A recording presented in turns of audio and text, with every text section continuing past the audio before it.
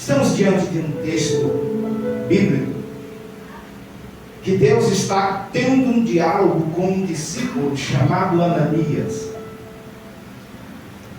Ananias, Deus lhe entrega uma mensagem dizendo para ele ir até Damasco, em uma rua chamada Direita, para ir numa casa orar pelo homem.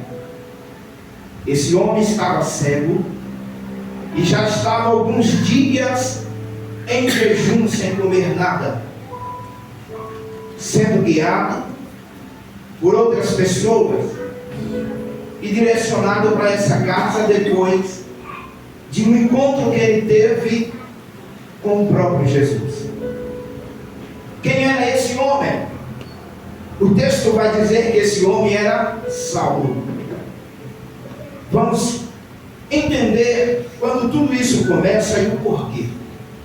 Veja bem, no capítulo 1 de Atos, a Bíblia vai dizer que Jesus, ele se ascende aos céus, ele é levado aos céus e deixa uma promessa, a vinda do Espírito Santo.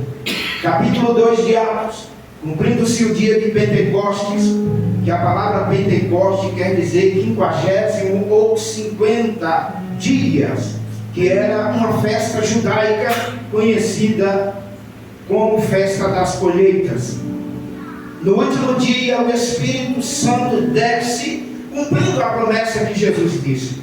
No capítulo 3 de Atos, a Bíblia vai dizer que depois da descida do Espírito Santo, Pedro e Tiago vai subindo ao templo na hora nona para orar, e na porta do templo tem um coxo pedindo esmola. E quando ele pede esmola, estende as mãos esperando receber alguma moeda. Pedro e João diz: nós não temos prata e nem ouro, mas o que temos te damos. Em nome de Jesus Cristo Nazareno, levanta e anda. E tomando pela mão, o levantou, e o homem passou a andar, e foram com eles para dentro do templo. Aleluia, e a multidão glorificava a Deus. Glória a Deus. Milagre dos discípulos sem Jesus aqui na terra. Aleluia. Capítulo 3 acontece esse milagre, e a Bíblia vai dizer que no capítulo de número 4, os discípulos agora são interrogados por causa desse milagre e é levado perante a corte em Israel para dar explicação porque eles haviam operado esse milagre, em nome de quem que eles haviam operado esse milagre, qual era essa doutrina que eles ensinavam, porque agora há uma novidade, algo que já havia começado com Jesus, agora está dando continuidade com os apóstolos. A Bíblia vai dizer que Pedro, ele começa a receber ousadia do Espírito de Deus, e se colocando de pé perante o sinédrio, ele levanta a sua voz bem forte, dizendo: isso que vocês acabaram de ver, isso que vocês acabaram de presenciar, é uma promessa que Deus prometeu, que se cumpriu em Atos capítulo 2,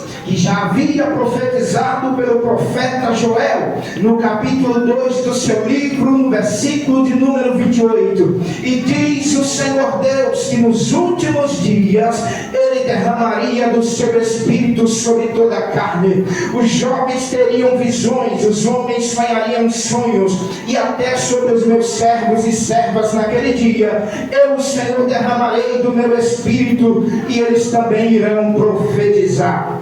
A Bíblia diz que Pedro começa a pregar, ele começa a falar da profecia, e quando ele leva a multidão a tomar uma ação, uma atitude por causa de Cristo, a Bíblia diz que cerca de aproximadamente 5.000 almas aceita Jesus Cristo através do apóstolo Pedro e da sua pregação inflamada pelo Espírito de Deus. Escuta, irmão, um homem e uma mulher cheia do Espírito de Deus, ele consegue mover uma cidade, ganhar uma cidade. Quem acredita nisso? Glória a Deus, aleluia. Um homem cheio do Espírito Santo, uma mulher cheia do Espírito Santo faz coisas extraordinárias.